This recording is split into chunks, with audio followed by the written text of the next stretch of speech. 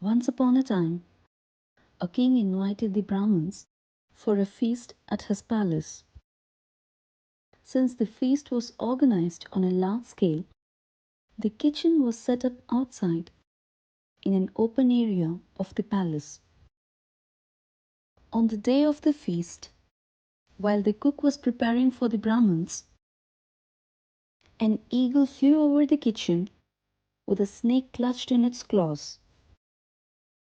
To free itself from the eagle's claws, the snake spit out the poison, but a few drops of poison got mixed in the food which was being prepared for the Brahmins. No one noticed anything, and the food was served. As a result, the Brahmins who came to eat died after eating the poisonous food. When the king came to know about the death of the Brahmins, he was very sad, and every other person in the palace were sad too about the unfortunate event. The case was brought to Emiraj. It was difficult for Emiraj to decide to whose account the karma of this sinful act should be added. Is it the king who didn't knew that the food became poisonous, or the chef who didn't know that the food got poisoned while cooking, or the snake who spit out poison in its self-defense, or the eagle who flew over the king's palace holding snake in its paws? For many days, the case remained pending in Emrat's fine.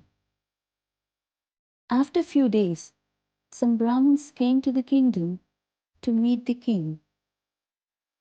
On the way, they asked the lady about the way to the palace. The lady showed them the way and at the same time told them, "Take care going there.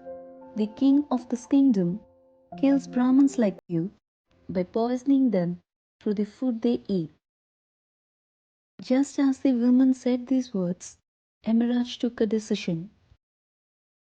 He said that the death of those Brahmins should be added to the karma of this lady. She has to suffer the consequences of this sin. Chitragupta got confused and asked, "But Lord, this lady had nothing to do with that unfortunate event. Then why?" For which the Emiraj replied, "When someone sins, he gets great joy in it.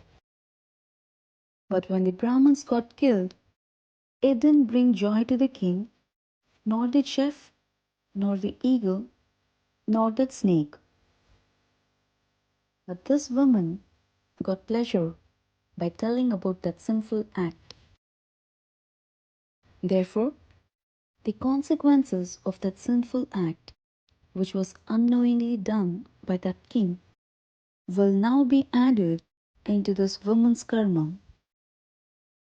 You see, in our life, we often think that we haven't done anything wrong, yet why we have to suffer.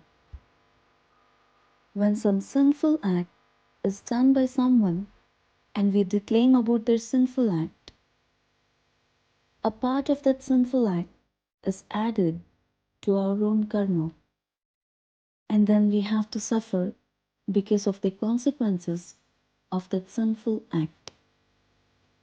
Therefore, always remember that we should not declaim about any sinful act of others.